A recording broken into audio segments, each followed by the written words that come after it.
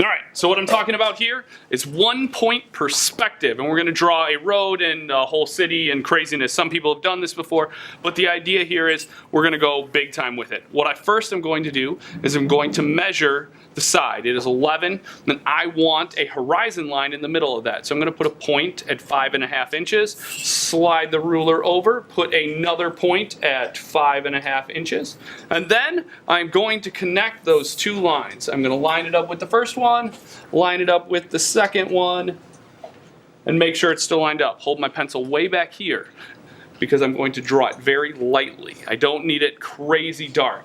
I also am going to measure this horizon line to put the vanishing point, which is the center point, directly in the middle. So I would go at 8.5 because it is 17. I realize I'm doing a point, not a dot. A dot you could color in. You can also draw to the top of it or the bottom of it. I want to make sure that I can draw every single line to that point. The next step is I am going to put points to draw my sidewalk. And what I'm going to do is I'm going to put a point at 1 inch, at 3 inches, and 3.5 inches. I'm going to do the exact same thing. I'm going to put it 1 inch from this edge. I'm going to put it 3 inches from this edge and 3.5. I am then going to connect those to the vanishing point to create my sidewalk. And I got to go very quickly, obviously. So there is my sidewalk. And what I'm going to do is I'm going to start with buildings here very shortly. What I would do is I'm going to draw vertical lines, which is up and down here. And when I draw a vertical line, I want to make sure I line the edge of my ruler with the edge of the piece of paper. And I'm going to draw a vertical line above the horizon line. I'm going to slide this over, measure, make sure this is lined up, and I'm going to draw another vertical line. So what I need to do is I need to start with a square or rectangle. I'm going to line this edge up for my horizontal lines, line the edge up, and draw that line. I want to make sure it goes all the way around. I'm going to line up the edge here and finish off the bottom of this building. Does that make sense? I start with a square or rectangle. I'm also going to draw one over here. And I'm going to actually do it like this. I might need to erase some stuff here. I'm going to draw with the edge here, draw from here to here, and draw from here to here.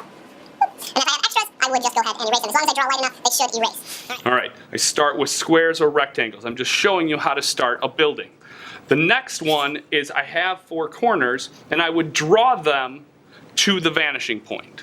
Okay, and I have to draw really lightly because I'm not going to use the whole entire line. But there's a rule. If you would draw this to the vanishing point and it goes through your square or rectangle, you would not draw it. So that one does not go through my square or rectangle. But if I line this corner up, would this one go through my square or rectangle? Yes. Yes. So would I draw that one?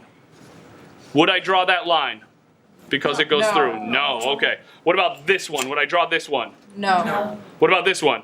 No. What about this one? Yes. What about this one? Yes. All right, good job. So here we go. I'm going to draw this out. Here's where it gets a little tricky when we move over to this other building. So, would I draw this one? Goes to the vanishing point. Yes. What about this one? Yes. What about this one? Yes. Just making sure. What about this one? No. No, because it wouldn't. What about this one? Yes. Yes. Think about this. So it'd go here, Yes. and I would not draw through my square or rectangle. So I would actually draw that one. And then I would draw this one. And I would draw this one. We got all of these. Now we need to end the buildings, okay? So on this, you need 3 vertical lines. So this building goes on forever. So what I need to do is I need to end it with another vertical line. So what I can do is draw another vertical line on that. So I end the building, and then what I can do is I can erase this line, and I can erase this line to show off that building. I also probably need to erase the horizon line within that building. On this one, I have 2 vertical lines. I need 3 to end this building. The only issue I have is I also need to end the roof. So if your building is below the horizon line, you need 3 vertical and 3 horizontal. So a lot of people draw it like this.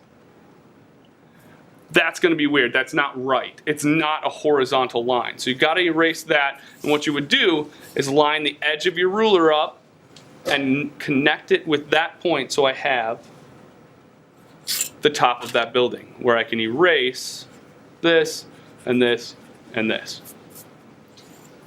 Does that make sense?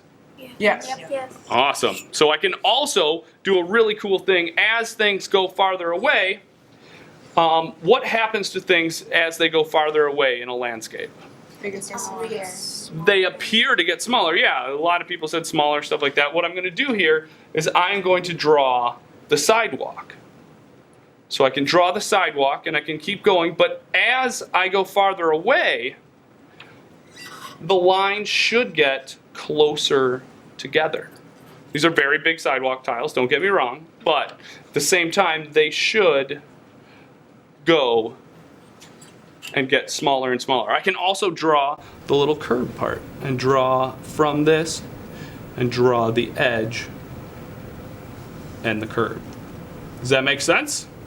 Yes. Yep. All right. What I can also do is I could draw another building, but whatever building's bottom is closer to the bottom of the piece of paper, that is the building that would be in front. So if I started with a square or rectangle, So I'm just going to line up the edge here. And I drew this guy right here. And this guy right here. I have to find out which building would be in front. I would obviously draw these to the vanishing point, but which building would be in front is based on this bottom line. So this one is closer, so this one would be in front. So I would erase the building back here. All right, good job, good luck. So here's an example of a student piece. This is the record at 78 buildings. There are a few buildings that are a little off. As you can tell, this building, this one should be in front of it because the base of this one is lower. The base of this one is closer to the bottom of the piece of paper. So still a very cool idea. Here's a little bit more about actually putting sidewalks in, making sure they're only vanishing point lines or horizontal or vertical lines. You can do awnings, have the sidewalk go in. Good luck, guys.